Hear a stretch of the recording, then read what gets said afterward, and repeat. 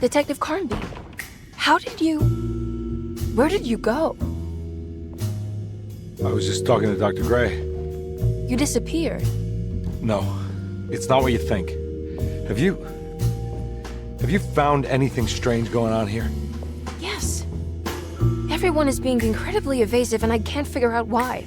No, I mean something you can't explain. Paranormal, even. Detective, I really need you to get yourself together. I can't do this alone. Forget it. I'll figure it out. Do you want to come see Dr. Gray? No, I want to try something.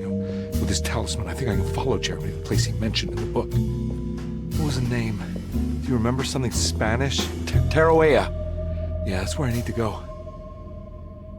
Detective, are you gonna be all right? Yeah, of course. Go talk to Dr. Gray. We'll rendezvous later.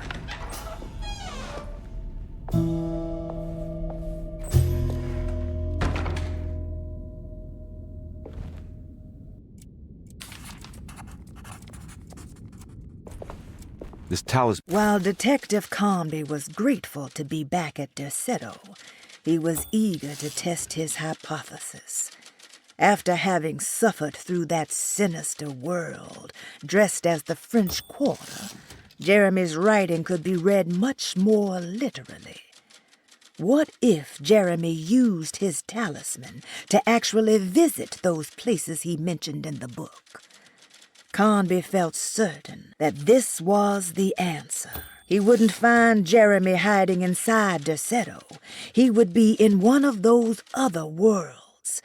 And to follow in his steps, Carnby would have to investigate the old clock and the boiler and find out what part they played. And brought me back from the French Quarter in the blink of an eye. If Jeremy can travel so easily, then he could be hiding anywhere, even Tarawea. If he can do it, so can I. I just need to figure out how the talisman works.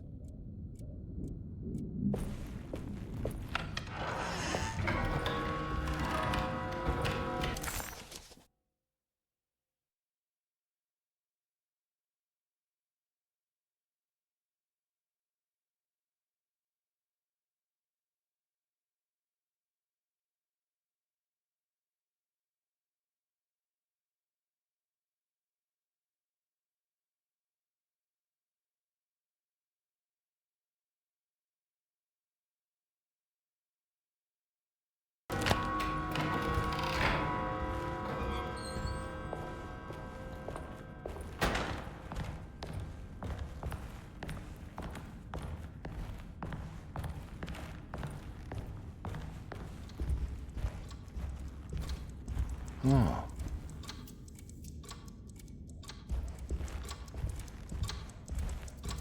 This must be the clock that Jeremy wrote about in the commonplace book. Huh. Looks like the plate that held the talisman in the seance room. But it's broken and missing some pieces.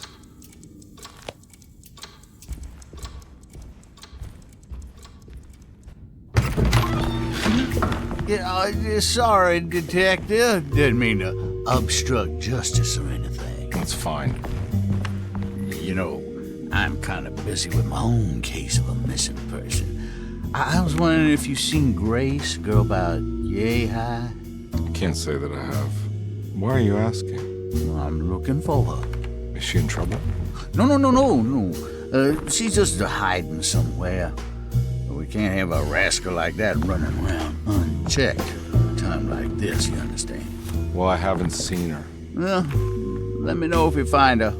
I'll be around.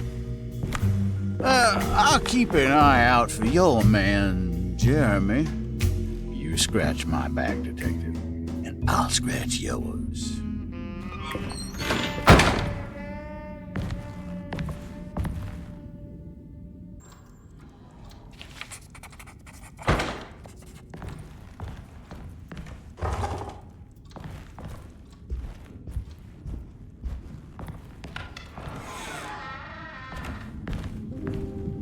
Looks like everything's back to normal here.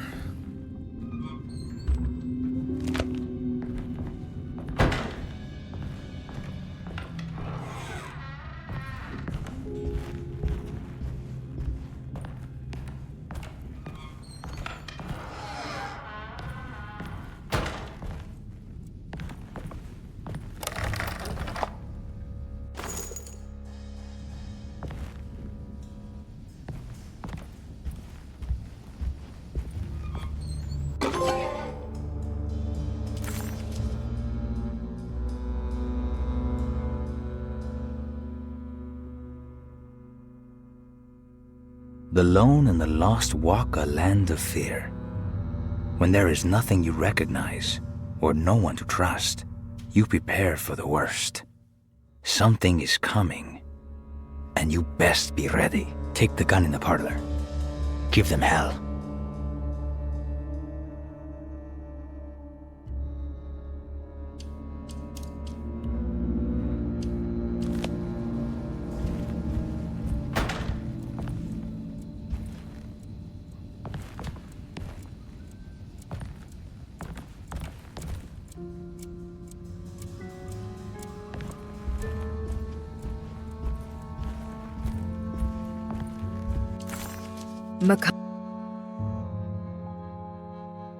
McCarthy reminded Detective Conby of an old barfly he used to know. He detested him. There was no getting around it. McCarthy was going to have a hard time getting on his good side.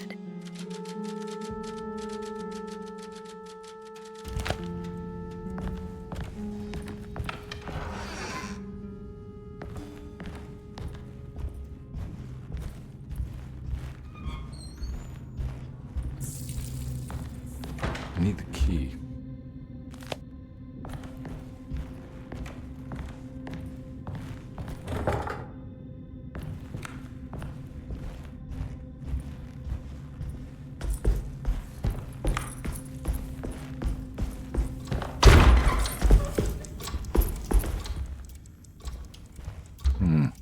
I need the key.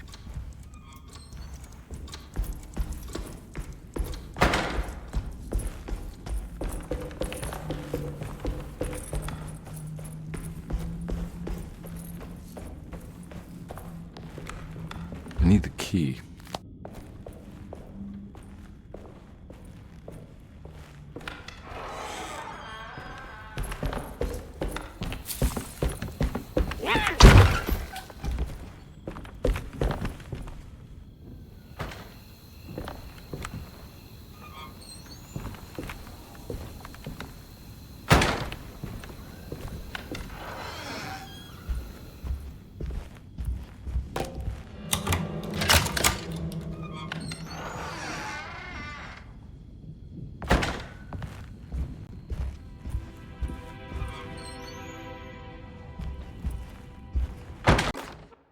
Lost Plantations of Louisiana, Thierry Briclot, 1917.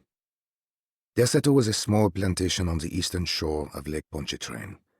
The land was considered difficult for industry and was sold for only $30 to Elijah Pickford in 1818. Pickford employed hundreds of workers from nearby New Orleans to clear the woods and build a small plantation mansion facing the lake with a striking Greek Revival temple facade. Deseto kept a modest production of barrique tobacco and indigo that persisted up till the Civil War. During the antebellum era, Deseto was the source of many rumors concerning voodoo and witchcraft. People who traveled the lake reported seeing people dance at night in front of bonfires, bleating and wailing. On June 17, 1862, Captain J.W. Norton of the Union Army recounts leading a raiding party from ships anchored in Lake Pontchartrain in order to seize control of Deseto and free the slaves working there. The captain was surprised to find the workers fighting back with unprecedented zeal. Norton's account describes these men and women as enraged with fanaticism. Pickford reportedly tried to placate the raiders, but was shot in the confusion. Captain Norton left the mansion burning and retreated to his ships with his men. Deseto was left in ruins for several decades. The ownership of the land was long disputed and returned to the Ledoux family in 1901. Several police reports were filed during the following years as the Ledoux tried to get rid of a camp of squatters on their land. The police made several visits to remove the trespassers, but the people kept returning. On November 1st, 1907, Inspector Legrasse of the police charged a deadly attack in order to save several children kidnapped by the squatters. Many were killed, and even more were jailed. The following year, Ledoux rebuilt Deseto, incorporating the surviving stone foundation and adding a magnificent wrought iron conservatory. The farmland had been reclaimed by the surrounding woods, so it was no longer profitable to use as a plantation. Instead, the house was turned into an artist's colony. The Astarte Artist Colony was a successful group of artists, including figures such as painter Heinrich Cassel and poet Nora Keith. The group was also known for their beloved Mardi Gras crew called the Pirates of Pontchartrain. On September 29, 1915, a tropical hurricane tore through Louisiana, causing Lake Pontchartrain to flood New Orleans. Due to the remote location of their settle, it took almost 2 weeks for outsiders to learn that the artists' colony was abandoned. The 12 residing artists had all vanished without a trace. The empty mansion of Derceto still stands on the shore of Lake Pontchartrain, with much of its temple facade intact. The Ledoux family currently has no intention of repairing the house.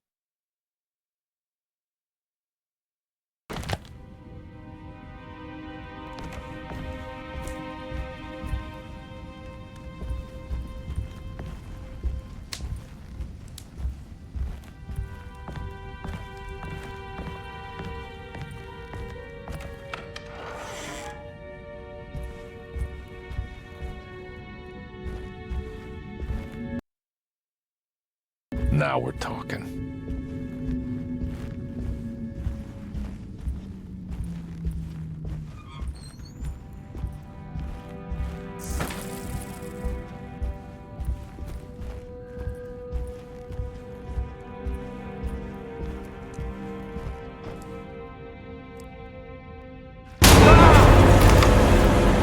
What's going on?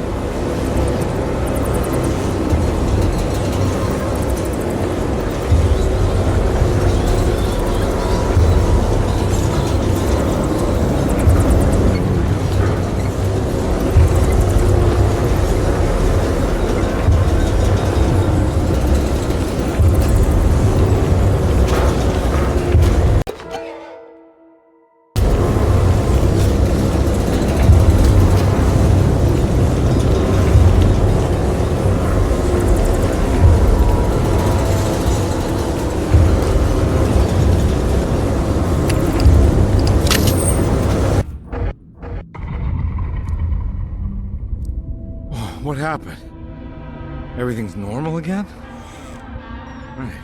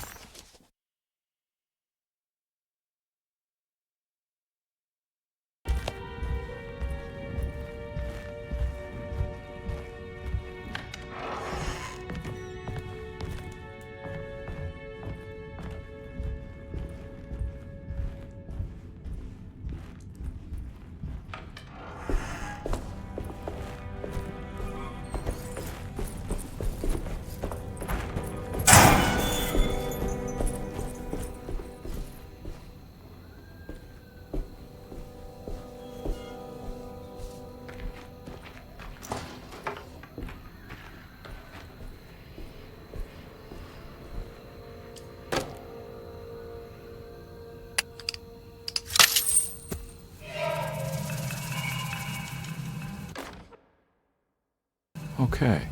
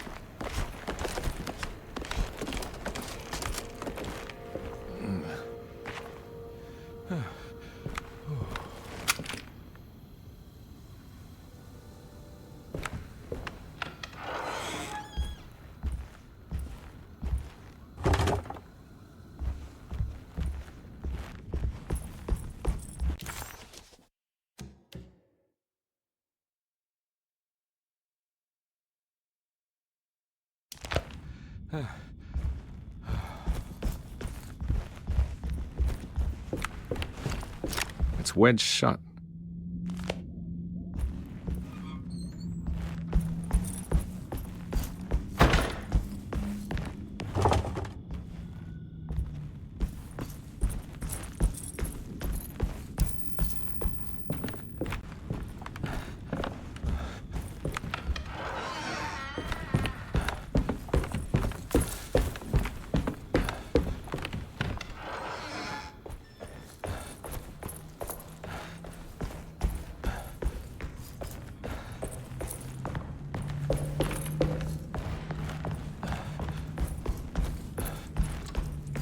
It's stained.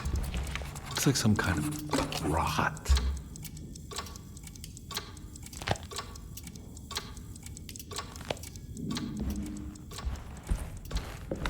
I need the key.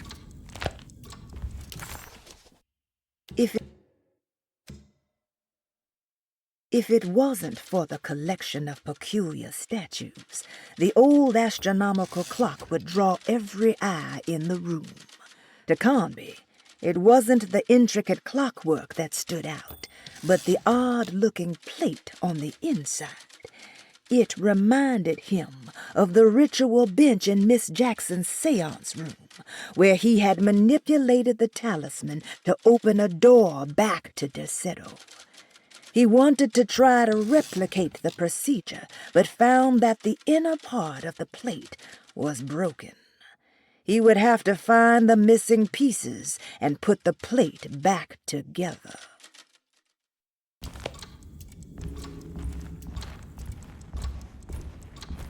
I need the key.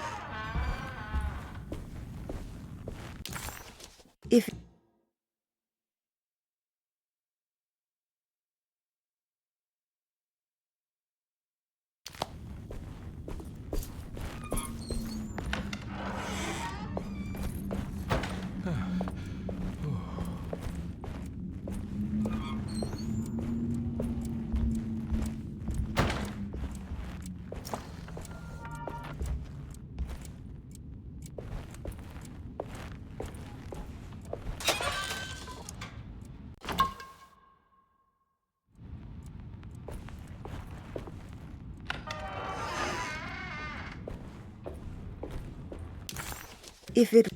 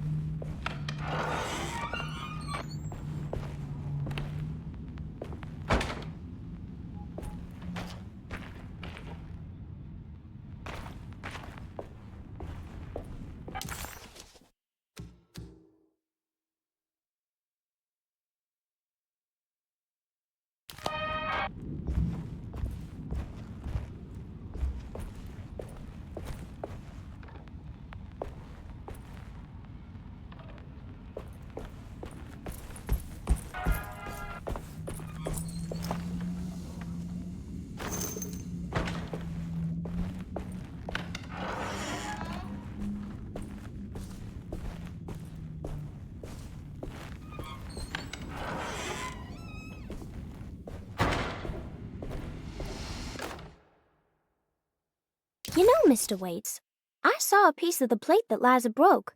I think she's been hiding them. She's not very good at it. She just chucked it into the little room with all the tools behind the boiler. I left it there. I didn't want to embarrass her by picking it up while she was looking. We went upstairs instead and played backgammon. I let her win, because she's so unhappy. The piece looked like the one on display in Cassandra's room. You know about that one already, right? Or is your eyesight really that fuzzy? I hope you don't feel bad about your glasses. You only look stupid when you squint. Maybe if you had more eyes, you would see these things. I wish you had all the eyes you needed. Your best and favorite guest, Grace.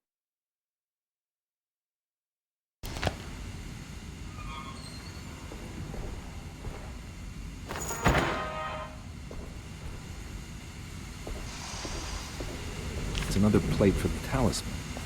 Like the other one, it's broken and missing some pieces.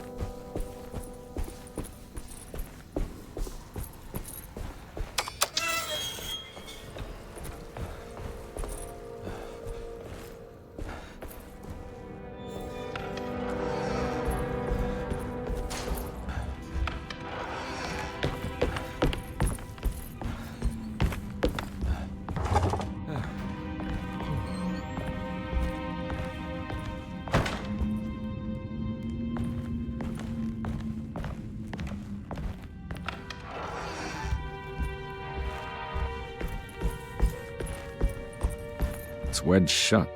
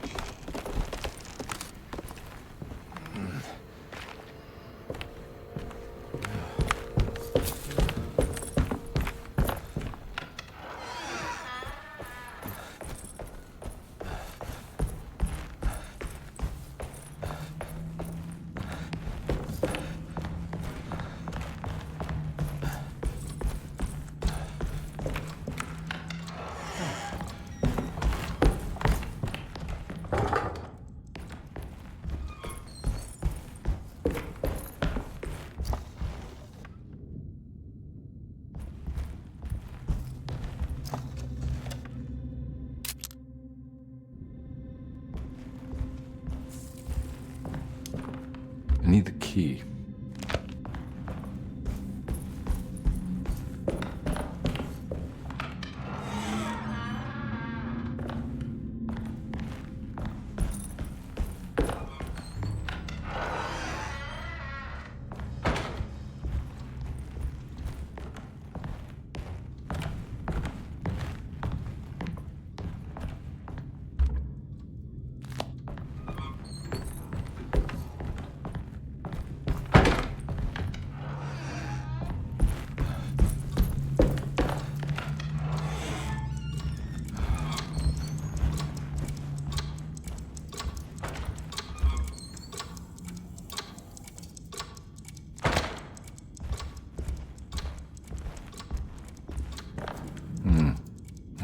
key.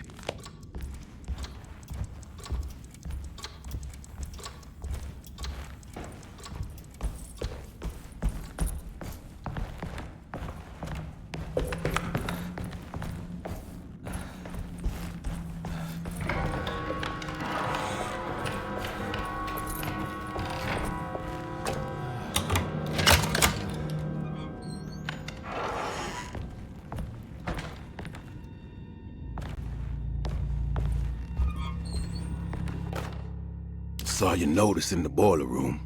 You should know Mr. Chance won't be coming back. I got no business being in there myself, but you can take a valve from the wine cellar if you want to try to stop the steam pouring out. Be careful.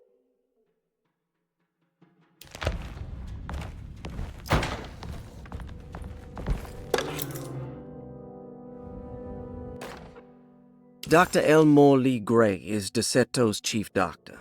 Accounting and all administrative work is handled by me, Paul Waits. Magdalena Thompson, or Mags, is responsible for the household.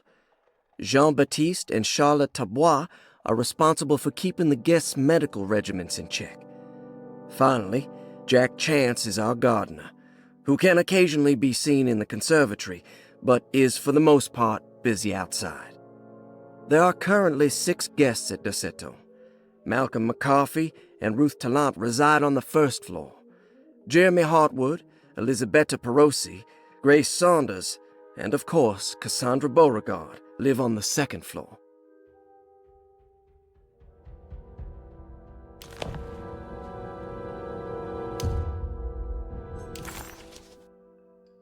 It looked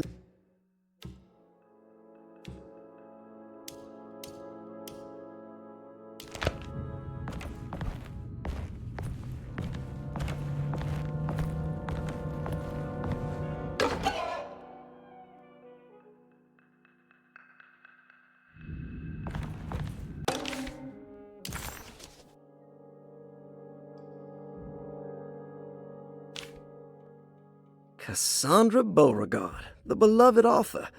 Very exciting, isn't it? What do you want to put down for reason for admission? What her agent told us. Cassandra suffers from writer's block and needs to finish her moving picture script before the end of June. Mr. Chardot suggests Cassandra's heavy use of barbiturates is holding her back and risks ruining her career. And how should we summarize her personal history? Let's keep it short. Cassandra Beauregard is a beloved crime author who managed to pull herself out of poverty and into stardom. 5 years ago, she tried killing herself by jumping off a balcony. The incident left her a cripple and now relies heavily on her wheelchair. And for diagnostic impressions? Cassandra suffers chronic back pain following her suicide attempt.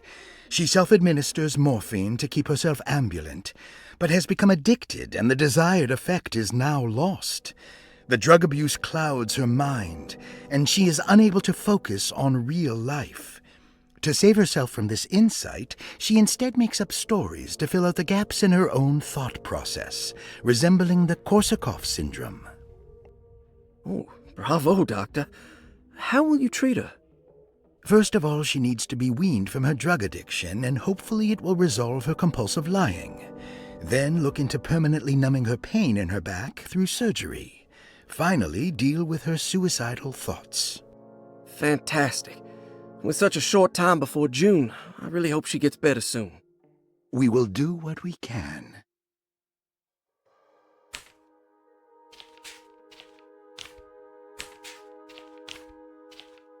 Grace Saunders, 11 years old. Reason for admission? The mother insists on strict supervision by a proper gentleman to avoid further perversion of Grace's adolescence. Personal history? Grace's family possesses modest wealth and status. Her childhood seems ordinary, spending most of her time with private teachers and family friends. Grace's father recently passed away, leaving her mother the sole caregiver. And diagnostic impressions? Grace has trouble dealing with her father's death. She is willingly suppressing her feelings on the matter and isn't properly acknowledging the trauma she suffered. Any planned treatment? Grace needs nothing out of the ordinary. She simply needs parental guidance. Eventually, we can work on her feelings toward her father. Thank you, Doctor. I'll finish the paperwork and get her installed. Malcolm McCarthy, 54 years of age. Reason for admission? McCarthy admitted himself to Derceto, stating simply that he needs some damn rest. And personal history? McCarthy claims he used to work as a lawyer in Baton Rouge, but says he can't go into details because of some legal dispute. His background remains largely a mystery, except for the occasional clue that he drops in conversation. Huh. And diagnostic impressions? McCarthy is an anxious man and an alcoholic.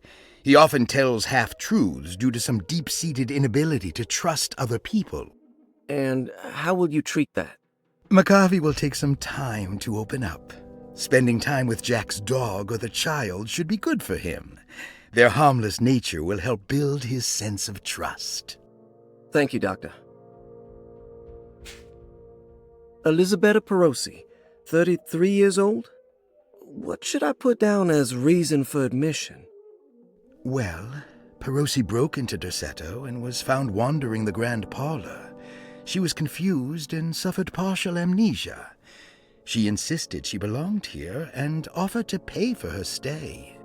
Right. What do you make of her story?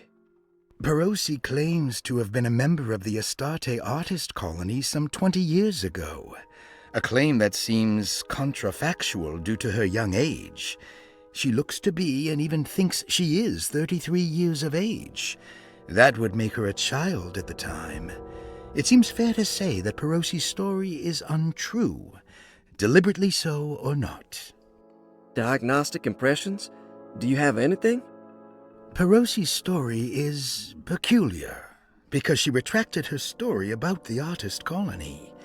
She no longer claims to be the same person as Elisabetta Perosi. However, my staff's research has confirmed there was a Perosi at that time who was in her early 30s. I suppose this case will take some time to investigate. How will you go about it? I wanted to contact the real Perosi, but it seems the whole colony disappeared one night. September 29th, 1915, during a hurricane. I will have to take it slow and figure out what this spell of impersonation could have been. Oh, I'm sure it will all clear up eventually. Thank you, Doctor. Ruth Talon, 29 years of age. Reason for admission? Ruth's father wishes that his daughter be removed from New Orleans nightlife for the foreseeable future. He fears that her overly free spirit is tarnishing the family's reputation. Sounds simple enough. Personal history? Ruth comes from considerable wealth. Her family owns several hotels and restaurants. Unlike the rest of the family, her sense of adventure has taken her around the world, including France during the Great War as a photojournalist. The last decade, she has provoked many rumors of being a debauched flapper, bordering on nymphomania. And diagnostic impressions? Despite her father's frivolous reasons for her to be admitted, Ruth does seem to provide an interesting case. She is refreshingly open and doesn't shy away from talking about her life during the war or her continuous celebration after returning to the States. She is admittedly a sexual deviant and feels no remorse. And her treatment plan? Simply staying at Derceto should do wonders for Ruth. If not, at least for her family's reputation. Ruth doesn't need to change, but with therapy I might be able to share with her some sympathy towards her family. I doubt she will settle down and become as dull as the rest of them, but at least she might try to be more discreet in the future. Looks like all the patients are accounted for, except for Jeremy. There's no way I can get into this thing. Better leave it alone.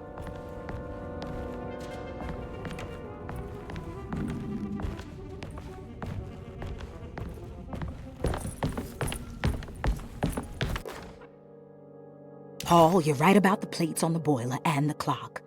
They have been sabotaged, and I think I know who did it. They have something to do with Jeremy's episodes and how he seems to disappear at night. Right now, it's important that you keep an eye out for any of the pieces. I want to find out if I can repair the plates. Let me know if you find any of them. Lottie. Tell Lottie to take a look at the well in the kitchen garden.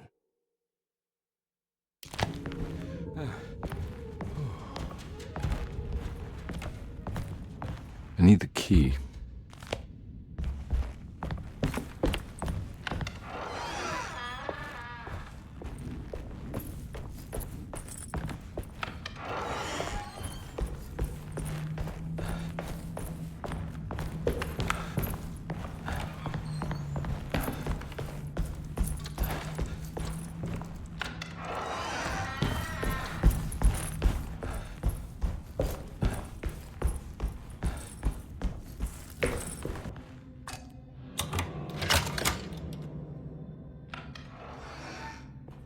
Huh. How eccentric. I did it! I crossed the thresholds to my intended destination without a focusing device. My talisman now knows these roads, and I have no need for the plates. I can find my way to Lafayette as easy as I find my own room. I visited the grave of my father and seen the oven waiting for me. Thank you for opening these doors. I now must summon my courage and go back to that hateful mound outside the oil rig. I hope you'll be feeling better when I return. Jeremy.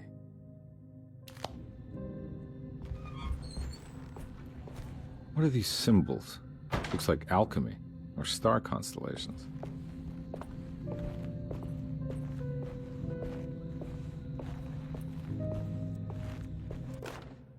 Will I need to remember how to get them out again? They are locked up for good reason. I am sure she is still able to whisper the answer in the ears of the wrong people. But not for long. I will see her burned soon enough. That black goat will be sacrificed to put an end to it all. Then it will all be over. No more Derceto, and sadly, no Astarte. Those good pirates of Pontchartrain. May you still sail the lake, until you find the shores of Hali.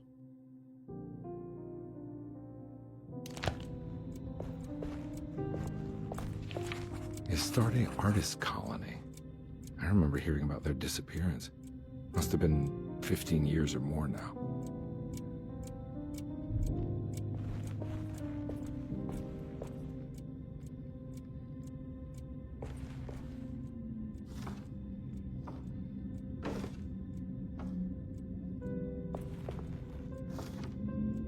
These paintings got some grim-looking rot on them.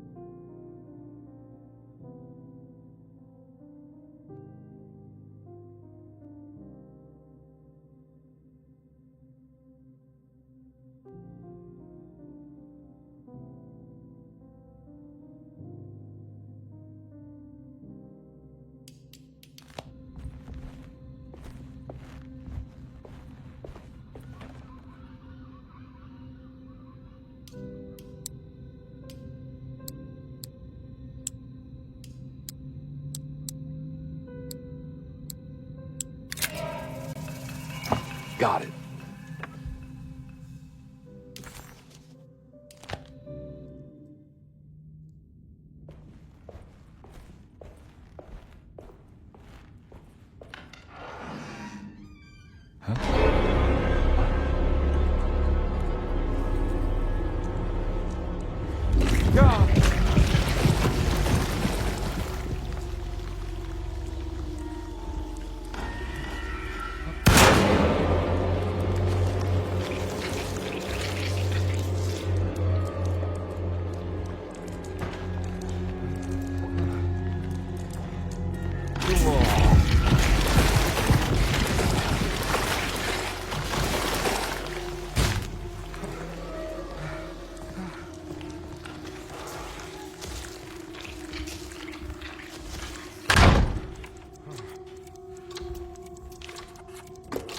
I think I've seen this somewhere.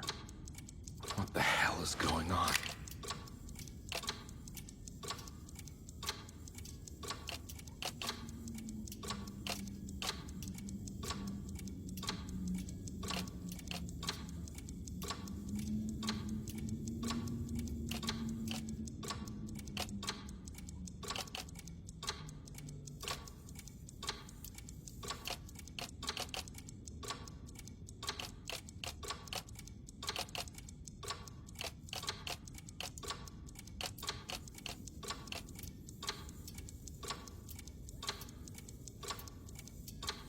There was something in the commonplace book about this.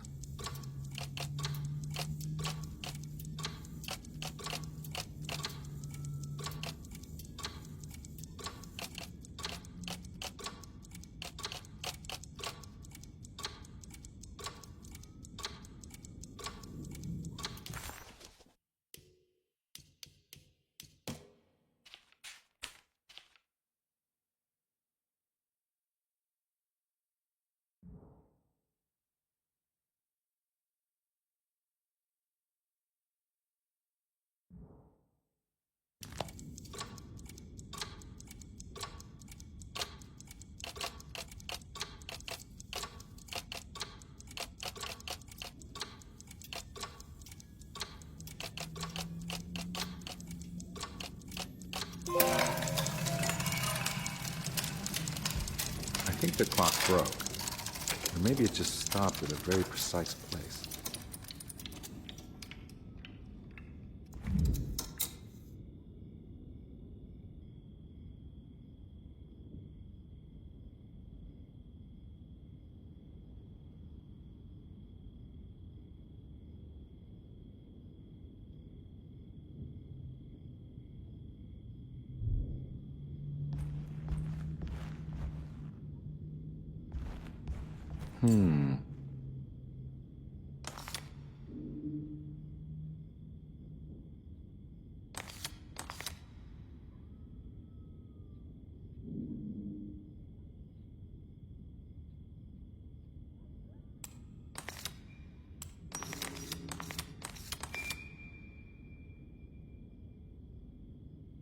There's a picture in the black glass. It's showing me something.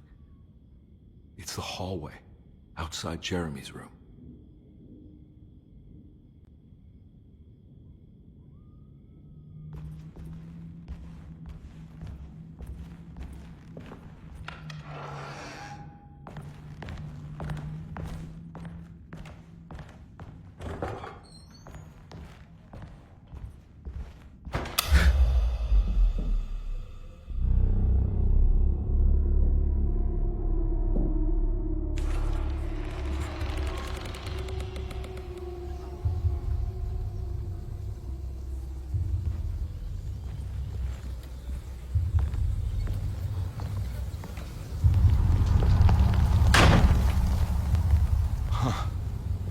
I made it.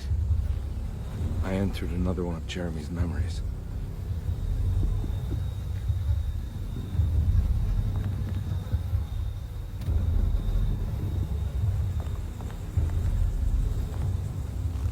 Ugh.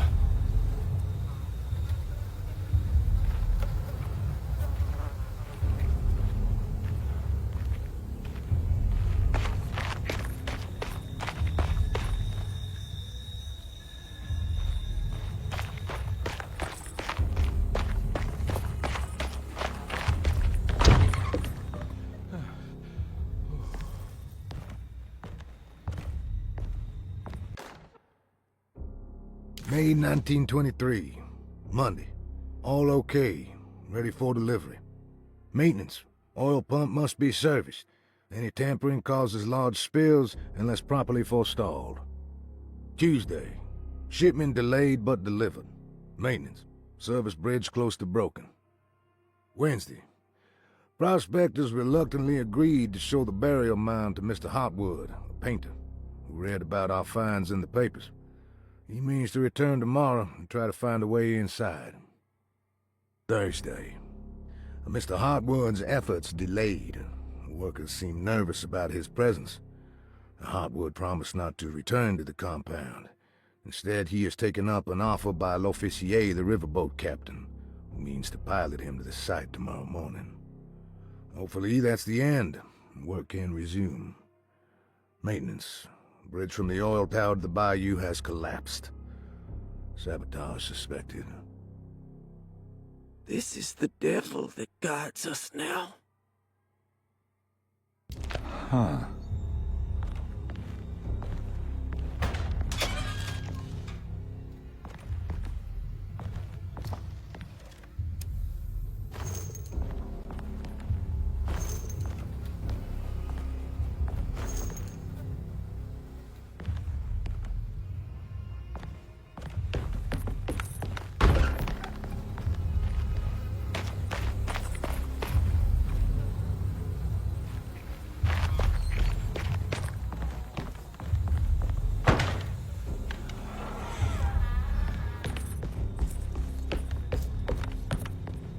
I need the key.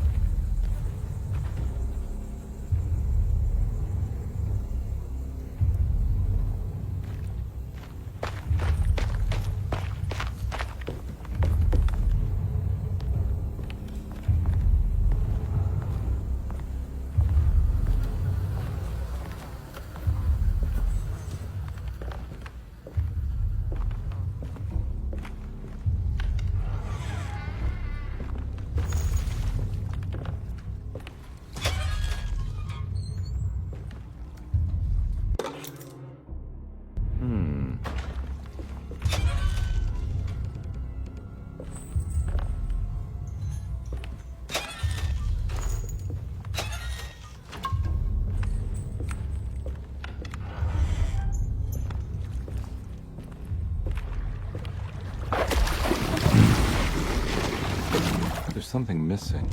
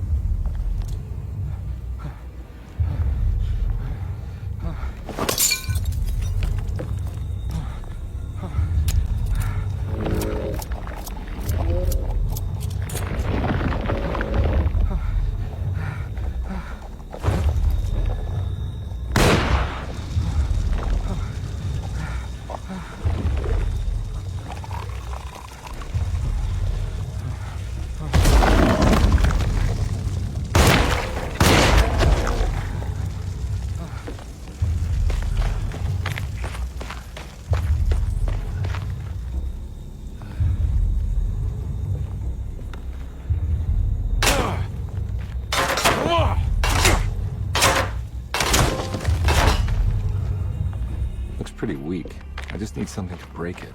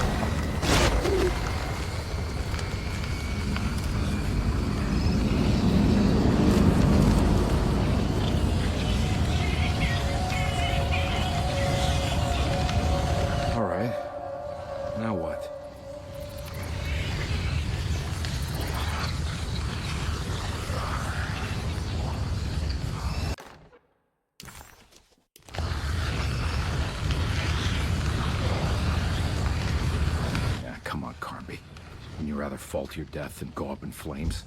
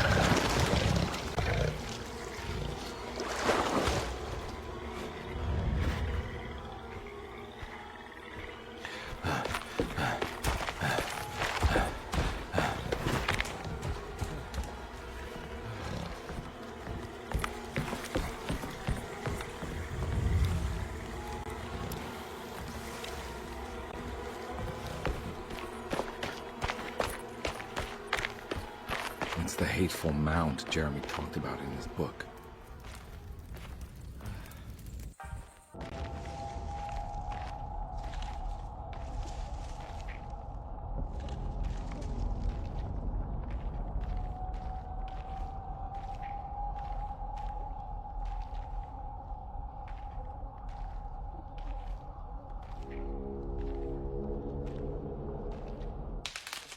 Don't come any closer. I'm armed. Get that thing out of my face. Who are you? What are you doing here? I'm just a detective trying to find something called Tarawea. You after Jeremy too? Why? I'm working for his niece. She wants to make sure he's alright. He might be unharmed, but far from all right. He's a curse upon Deseto. Here we go again.